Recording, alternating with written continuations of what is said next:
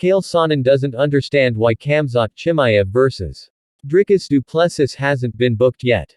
Chimaev 14-0 MMA, 8-0 UFC, was touted as the #1 middleweight contender after running through former champion Robert Whittaker for a first-round submission at UFC 308 this past October.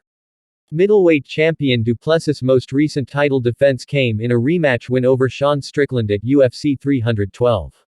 However, prior to the fight, Du Plessis 23-2 MMA, 9-0 UFC admitted that he would have rather fought Chimaev instead.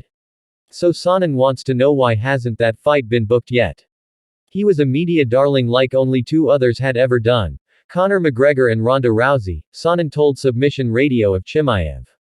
The third media darling of our industry. He was shopping, he was buying groceries with a cart, and this did hundreds and thousands of views on YouTube. He was driving through traffic with Darren Till, it did over 1 million views on YouTube. This guy could not go wrong. The world loved him, and the one accidental piece of marketing that they happened to be given is that he was fighting every other week, at a different weight class, against anybody he wanted with no complaint. Now it's the exact opposite. You can't get an interview with him. We don't even know for sure what country he's living in. It really is a peculiar thing.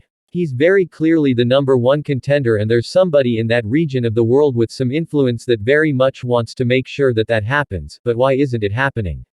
DDP would like to know when this is happening. The whole rest of the division have acknowledged that Chimaev has earned the right, but when?